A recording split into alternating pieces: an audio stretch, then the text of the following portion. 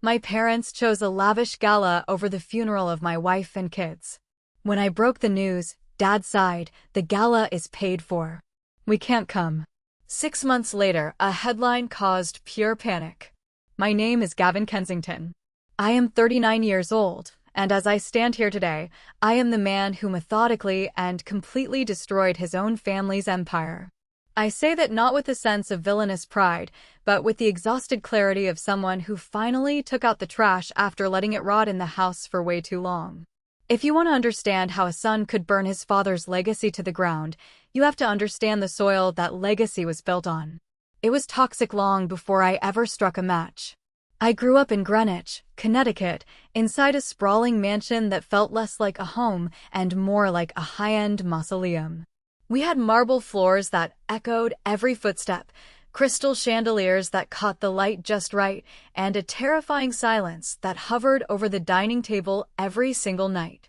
My father, Richard Kensington, was the chairman and CEO of Kensington Retail Group.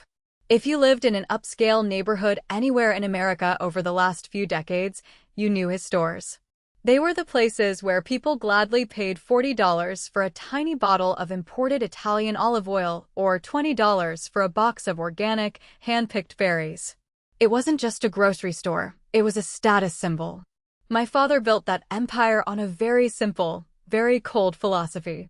He used to tell me, over plates of perfectly seared duck that tasted like ashes in my mouth, that people do not buy food to survive. They buy it to feel superior to their neighbors. He was a ruthless capitalist who viewed every human interaction as a transaction. He didn't raise sons, he raised corporate assets. And I, being the eldest, was his prized asset. My mother, Diana, was a ghost who haunted our own hallways. She survived my father's suffocating control by numbing herself. She was always perfectly dressed, always wearing pearls, and always holding a glass of extremely expensive wine. She had surrendered her voice a long time ago, choosing the comfort of luxury over the friction of standing up for herself. And then there was my younger brother, Preston. Preston was exactly the son my father always wanted. Where I asked questions, Preston simply nodded. Where I felt a crushing sense of emptiness walking through our country club, Preston thrived on the elitism. He was vain, he was shallow, and he was perfectly compliant to my father's worldview. Preston learned early on that the easiest way to secure his inheritance was to be a mirror reflecting my father's worst traits back at him. I, on the other hand, felt like I was constantly suffocating. From the time I was 10 years old, the weight of the Kensington name was strapped to my back. I was paraded around boardrooms, forced to shake hands with politicians and real estate tycoons, and explicitly told that my only purpose in life was to multiply the family wealth. Love, empathy, and kindness were viewed as weaknesses, liabilities that could hurt the bottom line. I spent the first 2 decades of my life wearing a mask, pretending to be the cold, calculated heir apparent, while secretly praying for a way out of the gilded cage. The mask began to slip during my sophomore year at Stanford University. On paper, I was doing everything right. I was majoring in business and economics, wearing tailored suits to class, and networking with the children of other billionaires. But inside, I was deeply, profoundly exhausted.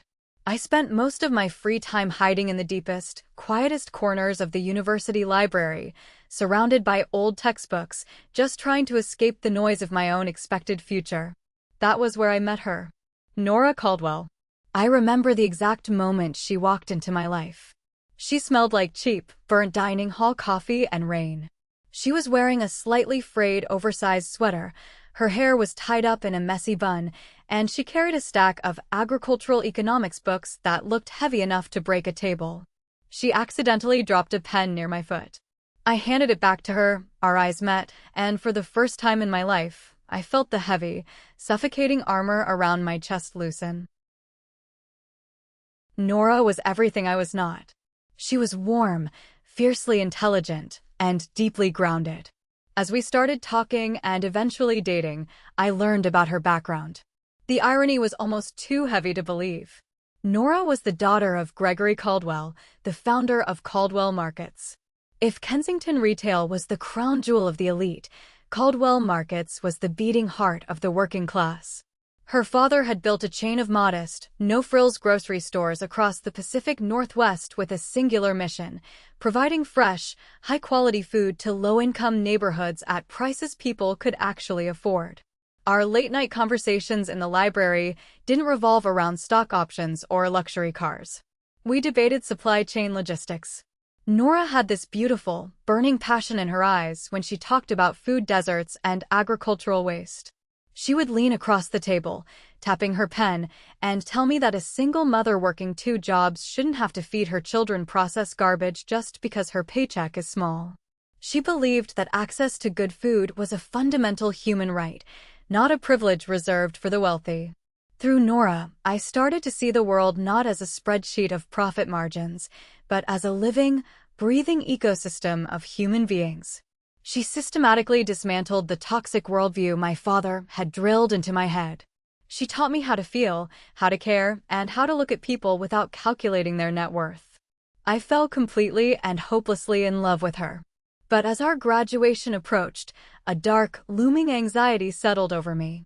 I knew that my 2 worlds were on a collision course and that a violent impact was entirely unavoidable. The explosion happened on a freezing weeknight in December, right after graduation. I decided it was time to bring Nora home to Greenwich to meet my parents. I knew it would be difficult, but in my naive optimism, I hoped that once my father saw how brilliant and capable she was, he would look past her family name. I was incredibly wrong. The dining room table was set like a royal banquet, an aggressive display of wealth meant to intimidate. My mother sat quietly, sipping her wine. Preston sat across from us, wearing a smug, arrogant smirk, fully aware of the disaster about to unfold. My father sat at the head of the table, his posture rigid, looking at Nora not as a guest, but as a disease that had somehow wandered into his pristine home.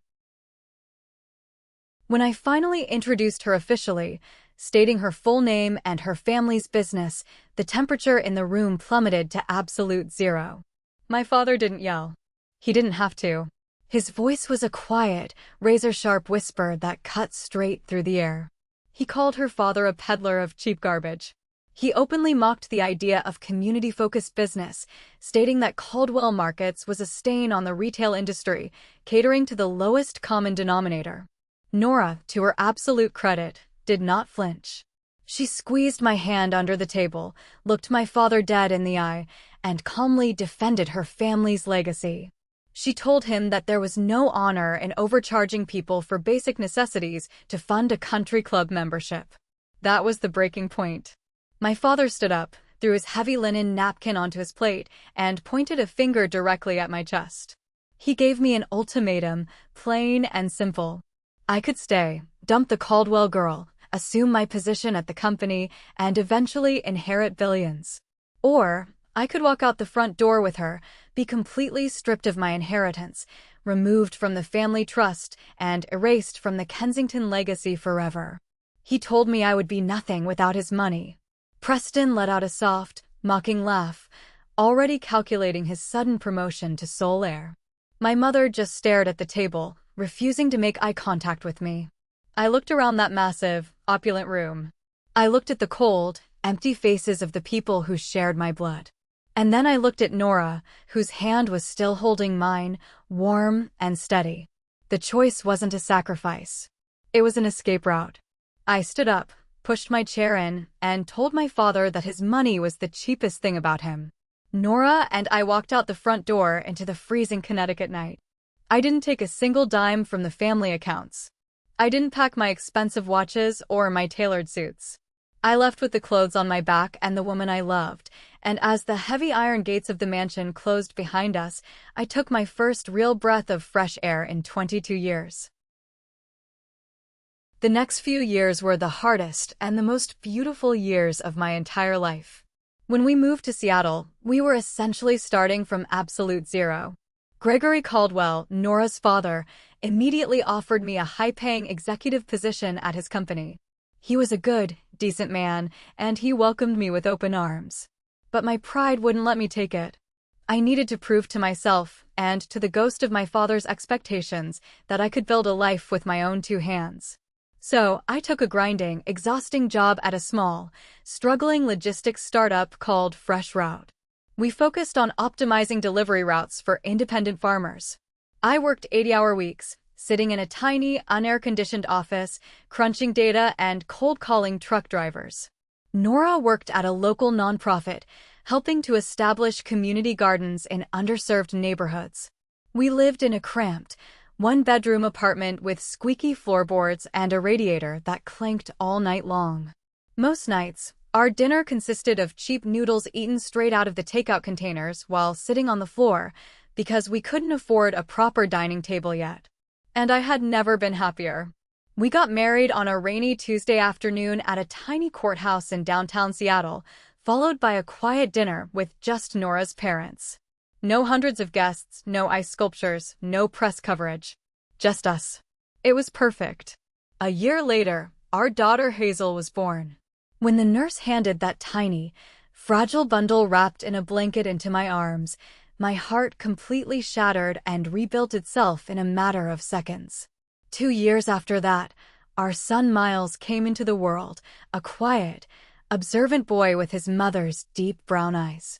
My life became a beautiful, chaotic symphony of late-night diaper changes, spilling coffee on my shirt on the way to work, and coming home to a small apartment filled with the smell of Nora's cooking and the sound of toddlers laughing. I watched Hazel take her first steps holding onto a cheap, second-hand sofa. I watched Nora fall asleep at the kitchen counter, a pencil still in her hand, having spent the evening drawing blueprints for a more efficient food distribution network. I was exhausted all the time, my bank account was constantly hovering near zero, but my soul was incredibly full. I realized then that I had completely scrubbed the Kensington toxicity out of my DNA. I was no longer an asset. I was a father. I was a husband. I was a man. You always think you have more time. That's the greatest lie human beings tell themselves. You think the mundane, beautiful routine of your life will just stretch out indefinitely into the future. You don't realize that your entire universe can be erased in the space of a single heartbeat. It was a Sunday afternoon in late September. The weather in Washington was absolutely perfect, crisp, cool, with a golden autumn sun filtering through the pine trees. We had taken Hazel and Miles to a state park for a picnic. I remember Hazel running across the grass chasing a runaway kite, her laughter echoing through the trees. I remember Miles sitting on my shoulders, his tiny hands pulling my hair, babbling happily. I remember looking over at Nora, who was sitting on our worn-out picnic blanket, smiling at me with this look of profound, absolute peace. It was a perfect day. A flawless memory. The kind of memory that later becomes a weapon, slicing you open every time you dare to look back at it. As the sun began to set, we packed up the car to head back to Seattle. Hazel and Miles were buckled into their car seats in the back, both of them exhausted from running around, fast asleep within minutes. Nora was sitting in the passenger seat. The radio was playing softly. She reached across the center console and intertwined her fingers with mine. Her hand was warm. We were driving on a winding, 2-lane highway surrounded by dense forest.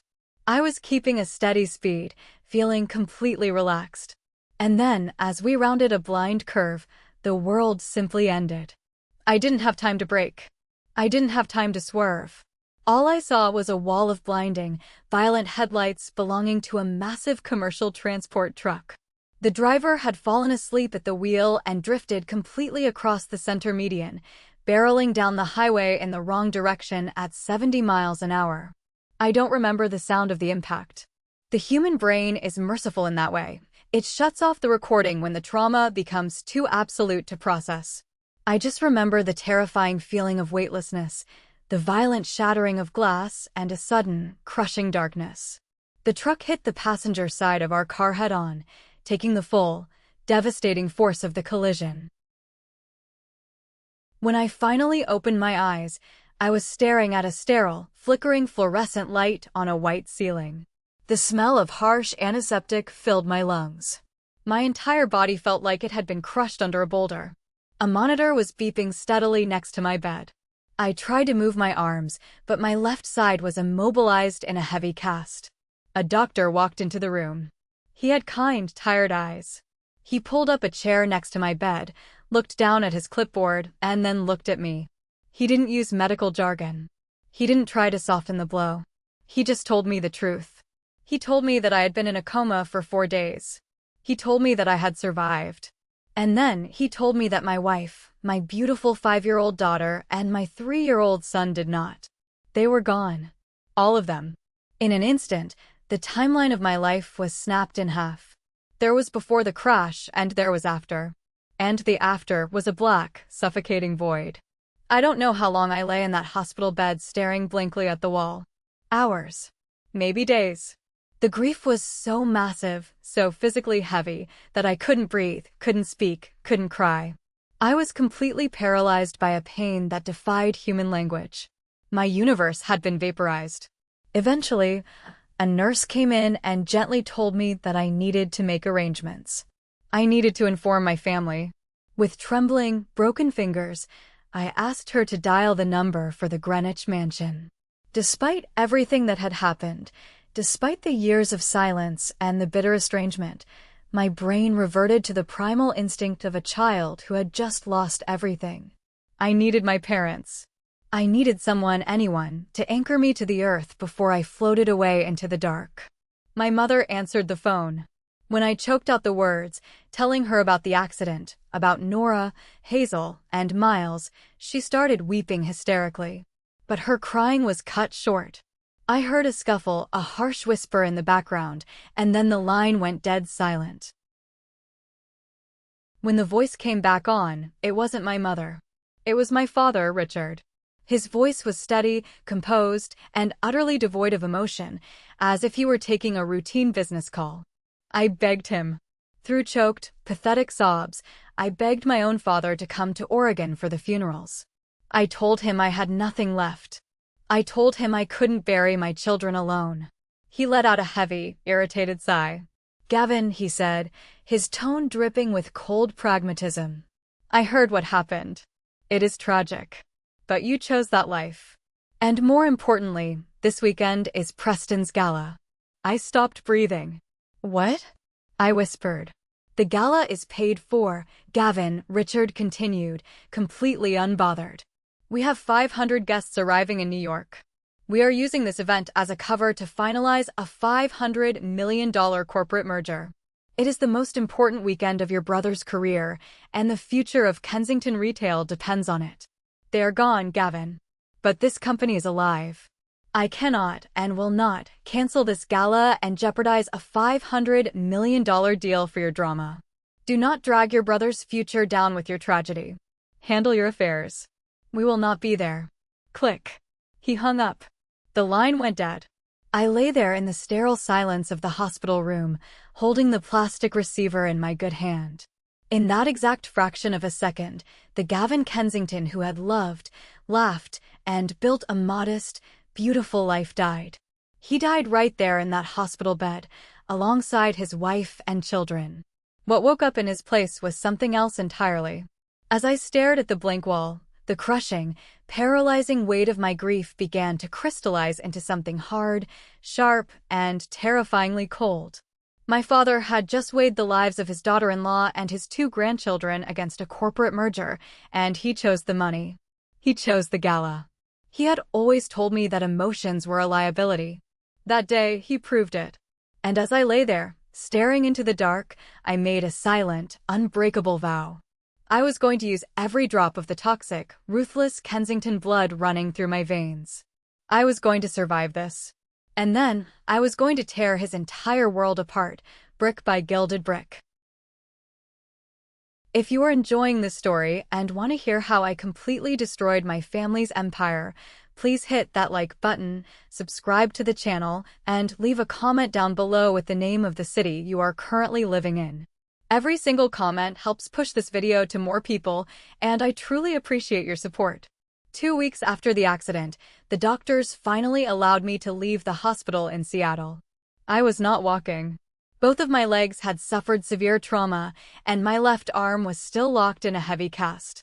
A nurse had to wheel me out to the curb where Gregory and Martha Caldwell were waiting. The drive from Seattle down to Portland, Oregon, took about 3 hours. It was a drive I had made dozens of times before with Nora in the passenger seat, singing along to the radio while Hazel and Miles kicked the back of my chair. This time, the silence inside Gregory's car was so heavy it felt like breathing underwater. I stared out the window at the passing pine trees, my mind completely blank, my body numb to the dull, agonizing throbbing in my fractured bones. The funeral was held on a gray, overcast Tuesday morning at a small, quiet cemetery on a hill overlooking Portland. Because I could not stand, Gregory and Martha had to physically hold me up, gripping my shoulders tightly so I could at least face my family upright. I looked at the 3 caskets resting on the pristine green grass. One was standard size, beautiful mahogany. The other 2 were terrifyingly small. White. Innocent. They looked like toy boxes. The reality of what was inside those boxes was a concept my brain simply refused to accept. The priest spoke words of comfort, words about heaven and angels, but I didn't hear a single syllable. I was scanning the crowd. I was looking past the faces of Nora's extended family, past her college friends, past my former coworkers from the logistics company. I was looking for a sign of my own blood. But there was no one. Not a single person from the Kensington family had bothered to show up. There was no floral arrangement from my mother. There was no polite, insincere condolence card from Preston. My father had kept his word. They were busy celebrating a $500 million merger in New York, drinking expensive champagne while I watched the dirt fall onto the only 3 people I had ever truly loved. The next 6 months were a blur of absolute, suffocating darkness. I moved back into our small apartment in Seattle because I refused to let Gregory and Martha take care of me. I needed to be in the space where she had lived. But the apartment was a tomb.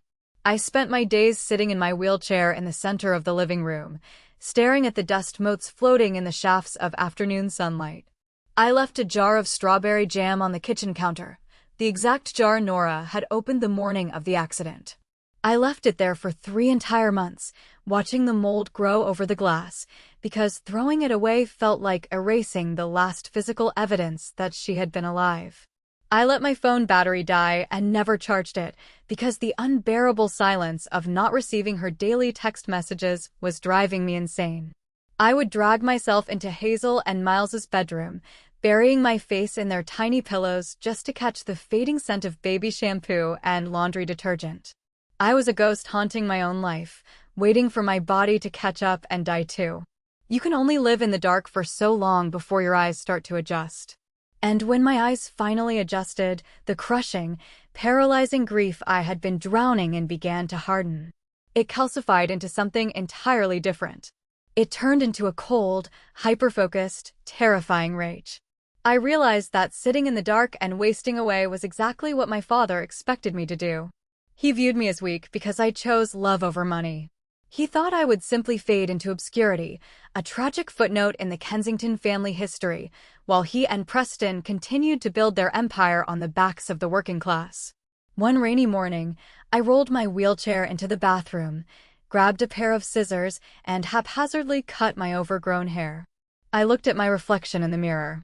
I looked at the hollowed-out cheeks, the dark, bruised circles under my eyes, and the dead expression on my face. The man looking back at me was no longer the soft, optimistic husband Nora had loved. The man looking back at me had Richard Kensington's eyes. I picked up the phone and made a call to my grandfather's old wealth manager. When I had left the family, my father had cut me off from the main accounts, but I still legally owned a block of trust fund stocks that had been set aside for me when I was a child. I sold every single share. I liquidated it all. Then I called Gregory Caldwell. I asked him to drive up to Seattle. When he sat down at my cramped kitchen table, looking at me with deep concern, I didn't cry. I didn't ask for pity. I asked for a job. I formally requested to join Caldwell Markets as the Director of Strategic Expansion. Gregory hesitated. He told me I needed more time to heal, that corporate strategy was too stressful right now. I leaned across the table, my voice completely flat, and told him that if I didn't have something to tear apart, I was going to tear myself apart. I laid out a 4-year strategic master plan right there on the table. It was a meticulously detailed roadmap designed to completely revolutionize Caldwell Market's supply chain, aggressively expand into urban territories, and systematically bleed Kensington Retail Group entirely dry. I explained to Gregory that my father's empire relied on a very fragile illusion of exclusivity. If we could provide the exact same quality of fresh food to the middle and lower classes at a fraction of the cost, we wouldn't just be taking his customers, we would be destroying his brand identity. Gregory looked at the manic, calculated fire in my eyes, and finally nodded. He handed me the keys to his company's logistics division. I knew exactly what I was doing.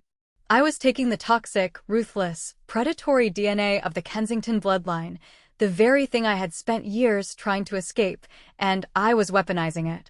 I was going to become the monster my father raised me to be, just long enough to enforce the beautiful, compassionate dream my wife had died believing in.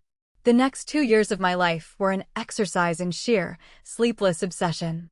I moved to Portland, threw myself into a tiny office at the Caldwell Market's headquarters, and worked like a man possessed. I did not take weekends off. I did not go to social events. I lived on black coffee, cold sandwiches, and the burning desire to watch my father's stock ticker drop. My strategy was simple but devastatingly aggressive. We called it the Fresh in 24 initiative. Using the logistics software experience I had gained in Seattle, I began traveling across the country. I visited hundreds of rural, independent farms from California to the Midwest. These were the exact same high-end agricultural suppliers that provided the organic produce and premium meats to Kensington Retail. I didn't negotiate like a polite businessman. I negotiated like a Kensington. I sat on porches with farmers whose boots were covered in mud, smelling the heavy scent of fertilizer in the air, and I offered them exclusive, ironclad buyout contracts. I offered to pay them 10% above market value in cash upfront for their entire seasonal harvests. But there was one non-negotiable condition. They had to immediately cease all distribution to Kensington Retail Group. Because I was offering guaranteed financial security without the predatory, delayed payment tactics my father was famous for, the farmers signed. One by one, I quietly and systematically choked out my father's supply lines. Within 18 months, the effects became highly visible. Kensington stores across the country started dealing with empty shelves in their fresh produce sections. To compensate, my father's procurement officers had to scramble, buying lower-tier goods from secondary markets, but still charging their customers the same exorbitant luxury prices. That was when I struck the second blow. I launched a massive, nationwide marketing campaign for Caldwell Markets called Eat Well, Not Wealthy. I didn't use actors. I used the real farmers I had contracted with. I used single mothers. The message was brutal in its honesty. We explicitly told the public that the luxury grocery chains were scamming them, selling them an illusion of class while overcharging them for basic nutrition. By the beginning of year 3, the panic inside Kensington Retail was no longer a secret whispered in boardrooms. It was bleeding out onto the front pages of the Financial Times. You cannot sustain a luxury empire when your core demographic realizes the luxury is a lie. I had an informant, a low-level logistics manager I had befriended years ago who was still working at my father's headquarters in New York. The stories he told me over encrypted phone calls were pure music to my ears. Without me there to handle the strategic foresight, Preston was completely drowning. The golden child was finally being forced to actually run a massive corporation during a crisis, and he had absolutely no idea what he was doing. Preston's solution to the plummeting sales was completely tone-deaf. In the middle of a nationwide economic downturn, while Caldwell Markets was feeding millions of families affordably, Preston launched a multi-million-dollar advertising campaign featuring celebrities eating caviar in evening gowns. It was a catastrophic public relations disaster.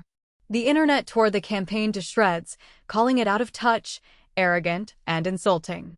As a direct result of Preston's incompetence and my relentless supply chain blockades, Kensington Retail was forced to start closing down its underperforming locations. It started quietly in the Midwest, but soon, massive flagship stores in Dallas and Chicago were boarding up their windows. The marble floors were left to gather dust. I would sit alone in my office late at night, the glowing screen of my computer casting long shadows across the room. I would pull up the real-time stock market data and watch the Kensington retail ticker symbol flash in bright, unforgiving red. Down 3%. Down 5%. Down 12% for the quarter. I felt a dark, hollow satisfaction settling deep in my chest. This was exactly what I had designed. I was not just beating them in business. I was dismantling the very ego my father had worshipped his entire life. But even as the victories piled up, the empty chair on the other side of my desk reminded me of the terrifying cost. I was winning a war, but I was going home to an empty apartment. The revenge was sweet, but the aftertaste was nothing but ash. A cornered animal is always the most dangerous, and Richard Kensington was nothing if not a predator. He realized that competing with Caldwell markets on price and supply was a losing battle. So he did what wealthy, desperate men always do. He dragged the fight into the courtroom. On a Tuesday morning, a team of highly paid corporate lawyers served Caldwell markets with a massive, multi-million-dollar lawsuit. The paperwork claimed copyright infringement, intellectual property theft, and corporate espionage. They falsely alleged that I had stolen proprietary logistics software from Kensington Retail when I left the family, using it to build the Fresh in 24 network. It was a completely baseless, fabricated lie, but it wasn't about winning. It was a dirty, calculated tactic designed to freeze our assets, tie us up in endless litigation, and bankrupt Caldwell markets with legal fees before we could secure the final nail in their coffin. Gregory panicked. When he read the lawsuit, his face went completely pale.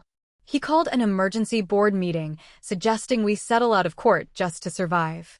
I walked into that boardroom, took the massive stack of legal documents, and dropped it onto the table with a loud, echoing thud. I looked at the terrified faces of our executives and told them to sit down and take a breath. I knew my father.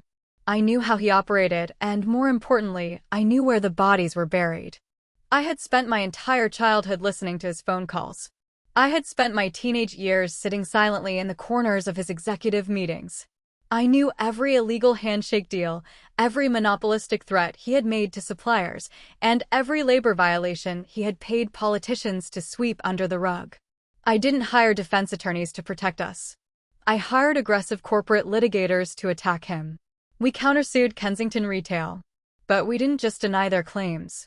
We dumped hundreds of pages of meticulously documented evidence onto the public record, evidence of my father's predatory price-fixing schemes and severe labor abuses in his overseas packaging facilities. The media caught wind of the countersuit immediately. The fallout was apocalyptic. Whatever remaining goodwill the Kensington brand had left was instantly incinerated. Two of his largest international investors pulled their funding within 48 hours. The lawsuit backfired so violently that it didn't just drain his legal funds, it destroyed his credit lines. He had tried to bury me, but he had handed me the shovel to dig his own grave. The absolute climax of the war happened at the National Food Retail Consortium in Las Vegas. It was the most prestigious industry event of the year, a place where CEOs, investors, and agricultural tycoons gathered to dictate the future of the market. For years ago, I wouldn't have even been allowed past the lobby. Now, as the architect of the fastest-growing grocery chain in America, I was the keynote speaker. The auditorium was massive, packed with over 3,000 people. The lights dimmed, and I walked out onto the stage. I was wearing a simple, dark suit, no tie. I looked out into the sea of faces, and it took me less than 10 seconds to find him. Richard Kensington was sitting in the back row. He looked significantly older. His posture, usually so rigid and terrifying, was slightly hunched. He was sitting alone. Preston wasn't even there. I adjusted the microphone. I didn't look at my father. I looked directly into the camera lenses of the financial news networks broadcasting the event live. I didn't talk about profit margins or market share. I talked about philosophy. I spoke in a clear, unwavering voice about the moral rot at the center of the luxury food industry. I called out the outdated, parasitic models of supermarkets that prioritized profit over people. I told the audience that a business built on exclusion and arrogance is a business that deserves to die. I laid out the vision of Caldwell Markets, a vision where every single family in America, regardless of their zip code or income bracket, could put fresh, healthy food on their dinner table. I told them that the era of the grocery oligarchs was over. And then, as the room sat in dead silence, I finished my speech with the only words that truly mattered to me. I leaned into the microphone and said, "This entire revolution was not my idea. It was the dream of a brilliant woman who believed that business should serve humanity, not the other way around. I dedicate every single ounce of this success to my late wife, Nora Caldwell. Thank you." The applause started slow, then erupted into a deafening roar. The entire auditorium stood up. I stepped back from the podium, letting the noise wash over me. And for the first time all night, I let my eyes lock onto my father at the back of the room. He didn't stand. He didn't clap. He just stared at me, his face pale, realizing that he had completely, irreversibly lost. The industry had just crowned his estranged son as the future, while simultaneously declaring his life's work dead. A month after the conference, I received a short, encrypted email. There was no subject line, just an address and a time. Room 412. The Waldorf Astoria Hotel, New York City. Tuesday at 8 in the evening. It was signed with the initials RK. I flew into New York as a winter storm was dumping heavy snow across the city. The Waldorf Astoria was a place that triggered intense, bitter memories. It was the same hotel where my family used to host their massive, opulent holiday parties, back when the Kensington name meant untouchable power.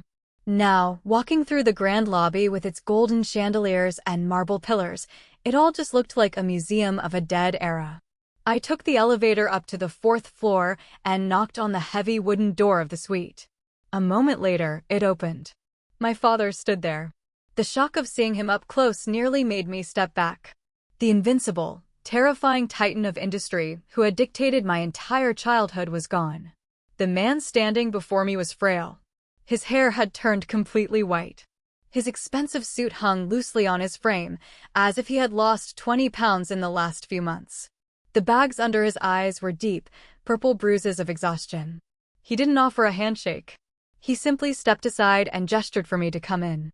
We sat opposite each other in the dim lighting of the hotel suite. The silence stretched out, thick and uncomfortable, broken only by the sound of the wind howling against the windowpane. Finally, he spoke. His voice lacked the booming authority it once had. It sounded thin, desperate. He told me the truth. Kensington retail was bleeding cash at an uncontrollable rate. The banks were refusing to extend their credit.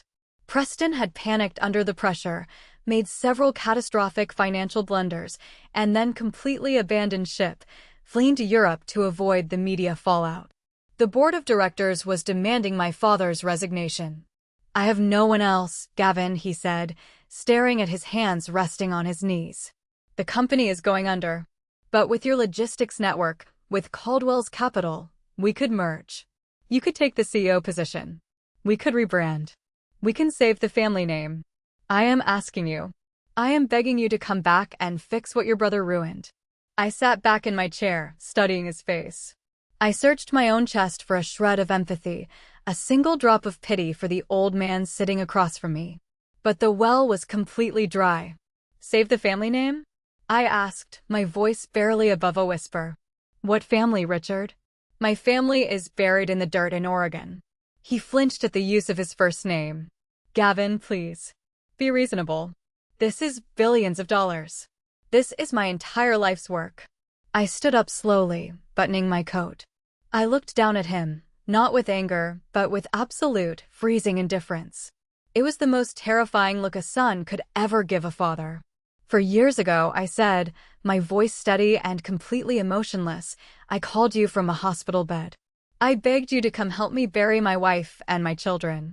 And you told me that you couldn't cancel a party. You told me the company was more important than my tragedy."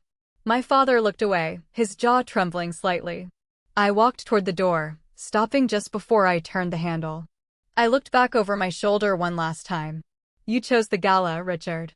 Enjoy the ruins." I walked out, letting the heavy door click shut behind me. 3 weeks later, the news officially broke. Kensington Retail Group filed for Chapter 11 bankruptcy protection. It was the largest retail collapse in American history. The financial networks ran 24-hour coverage of the disaster. The fallout was absolute. The corporate liquidators moved in, selling off assets for pennies on the dollar. The flagship stores were shuttered, their massive neon signs permanently switched off. The Greenwich Mansion, the gilded cage where I had spent my miserable childhood, was seized by the banks and put up for foreclosure auction. Preston became a pariah, completely disgraced in the business world, living off whatever scraps of hidden accounts he could access in Europe. And my mother, Diana, finally did the one brave thing she had never managed to do while the money was good. She filed for divorce, taking whatever minor settlement she could get, and moved to a quiet coastal town, completely cutting ties with my father. Richard Kensington was left with absolutely nothing. No company. No money. No family. He faded into total obscurity, a broken man living in a rented apartment, completely erased from the world he once ruled. You would think that watching my enemies fall would trigger some massive, euphoric celebration. But there were no popped champagne corks in my office. There were no victory parties. When Gregory called to congratulate me on effectively monopolizing the market, I just thanked him quietly and hung up the phone. Revenge is a strange, empty thing. When you spend years pouring all of your energy, all of your rage, into destroying someone else, you expect to feel a sense of massive relief when the job is done. But the truth is, the money and the justice did not bring Nora back. It didn't make Hazel walk through the door. It didn't put Miles back into my arms. The silence in my apartment was still just as deafening. Later that year, Gregory Caldwell officially announced his retirement. He stepped down, and I was named the Chief Executive Officer of Caldwell Markets, which was now a nationwide grocery superpower. The first thing I did as CEO was establish a massive, independently funded charity. I named it the Nora Caldwell Foundation. We directed a significant percentage of our corporate profits into building free community food banks and fully funding agricultural education programs in underserved school districts across the country. I made sure that millions of children would never have to go to sleep hungry, ensuring that Nora's beautiful, compassionate soul would continue to impact the world long after she was gone. It has been 5 years since the accident. Time hasn't healed the wound. It has just taught me how to carry the weight of it without collapsing. It was a crisp autumn evening, much like the day we lost them. The leaves on the oak trees were turning brilliant shades of orange and gold. I drove my car up the winding road to the quiet cemetery on the hill overlooking Portland. The air was cold, biting at my cheeks as I walked across the manicured grass. I was carrying a large bouquet of fresh, white daisies, Nora's absolute favorite flower. I reached the family plot and stopped. The 3 headstones sat quietly in the fading light. I knelt down on the cold earth and carefully divided the daisies, placing a small bunch in front of Hazel's marker, a bunch in front of Miles's, and the rest resting against Nora's name. I traced the engraved letters on the cold stone with my fingertips. I didn't cry. I had shed all the tears my body was capable of producing a long time ago. Instead, I just talked to them. I told Nora about the foundation. I told her how many kids we had fed this month. I told her that her dream was real, that she had changed the world, and that the monsters who tried to stop her had been completely eradicated. The work is done, I whispered to the wind. I kept my promise. I sat there for a long time, watching the sun dip below the horizon, painting the Oregon sky in bruising shades of purple and red. A few yards away, a family was walking back to their car after visiting another grave. A little girl, roughly the age Hazel would have been, was skipping along the path, happily eating a bright red apple. I watched her take a bite, the crisp crunch echoing softly in the quiet cemetery. A faint, melancholic smile touched my lips. I am a man who burned down his own past, who destroyed his own bloodline, just to illuminate the future my wife believed in. I found a strange, quiet peace in that reality. I stood up, brushed the dirt off my knees, and took one last look at the 3 graves that held my entire universe. Then, I turned around and walked back down the hill, stepping out of the shadows and back into the world of the living. I completely destroyed the legacy my father spent his entire life building and left my parents with absolutely nothing in the end. Looking back at the 3 graves of my universe, I feel a sense of justice, but society might call me ruthless. Am I wrong for seeking revenge this way, or did they get exactly what they deserved? Thank you so much for watching. If you haven't subscribed yet, please hit that subscribe button and turn on the notification bell so you never miss out on our upcoming stories. Drop your thoughts in the comments below. I read every single one of them. See you in the next video.